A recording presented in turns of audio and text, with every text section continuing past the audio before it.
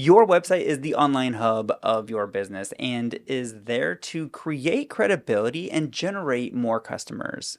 In this episode, I'm sharing 4 things that will instantly improve your website.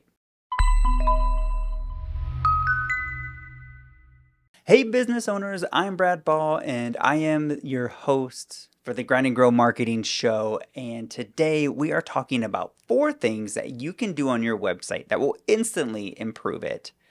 Okay, so first, before you do anything, I want you to run this test on your website. Basically, if someone were to go to your website, in the first 7 seconds, can they answer these 3 questions? First, what do you offer? Secondly, how will it make their life better? And then lastly, what do I need to do, or what action do I need to take? So if your visitor can't answer those 3 things within the first 7 seconds of viewing your website, then you have some work to do. And the first thing that you should do is, and the first thing on our list is your header statement. So in the top hero section, that very big section at the very top of your homepage, this is your header statement or your main title, and it needs to say what you do. And it shouldn't be a place where you get cute and vague and fun. I mean, maybe to a little extent, but people really have a tendency to get really ambiguous here. What you want to do is be more direct and more clear. People just want the answers. They don't necessarily want to dissect what you're trying to say. Now, you do also want to inject some brand voice into this, but it should clearly communicate the 3 things: what you offer, how it will make their life better, and what action you want them to take. So things like your journey starts here or welcome to the website is unnecessary. You don't want to do that. You just want to make it right to the point. So for example, ours is attract and convert your ideal customers with custom website solutions and digital marketing strategies. So it talks about what you get, what we offer, the benefit you get, and how we help. And then it also has a call to action right underneath that. Here's an example for maybe an interview coach. Show them you're the best candidate for the job.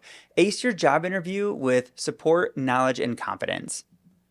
Maybe you're a wedding planner. Here's an example. Have the wedding your guest have the wedding your guest will rave about for years to come. Right? So it doesn't have to be, boring, but it needs to be clear. So we need to really hone in on what you're offering, how it's going to make their life better, and how they will benefit from your service or your product. So that is one thing, your header statement. The next thing is your call to action. You have to tell your visitors exactly what action you want them to take. This call to action needs to be in the header section. Also, it needs to be very clear on what the action is that you're asking them to take. And for example, like using a free strategy call or book an online appointment, call us today, enroll to get instant access, avoid actions like contact us or click here or submit. You want to be as specific as you can.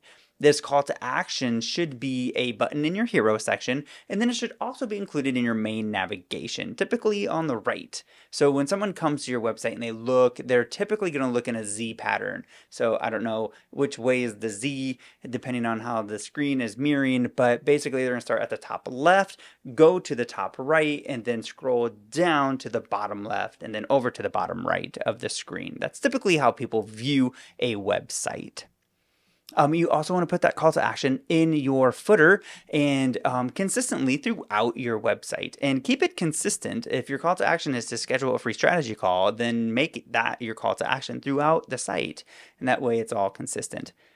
Okay, the third thing is social proof. So in order for people to want to buy your services or to buy your products, they need to have some form of social proof. They need to know that it works. They need to see other people about it. They need to see that you can get them the results. They need to know. So things like testimonials, which is an obvious one, maybe case studies, maybe if you're a painter, like some before and afters. some stats on how many people you've worked with, or how many ways you've helped people, or how much money you've saved people, or whatever that might be. Accreditations, maybe it's things you're affiliated to or awards you've won. Maybe it's people you've worked with or companies you've worked with, or maybe it's places you've been featured in, right? So there's a million different ways that you can add credibility, not just by a testimonial. So that is social proof. You want to make sure you have social proof on your website. And then the fourth thing is a lead magnet. So not everyone coming to your site is ready to take your primary action right now. In fact, 90% of your initial website visitors are not ready to take any action on your site. So what you want to do is provide a backup call to action, a secondary call to action. So typically this is in the form of a lead magnet. So it's something of value in exchange for an email address. And a lot of times we think of like a downloadable checklist or a downloadable guide, like a PDF or something like that. And those are great. Those work out really well. But some other ideas that are outside of the box would be things like an online quiz where they could answer some questions and then get some feedback or some solutions to their problems. It could also be a little mini quiz, a little mini course where maybe it's a video of 5 days video series that you email them, so it could even be something like that. It doesn't have to be this download thing. The point is you want to have a way for people to take action for the people that aren't necessarily ready to like just buy, right? So it's that backup call to action. And that's it. We're through our four things. We have in there your header statement, your call to action, your social proof, and a lead magnet.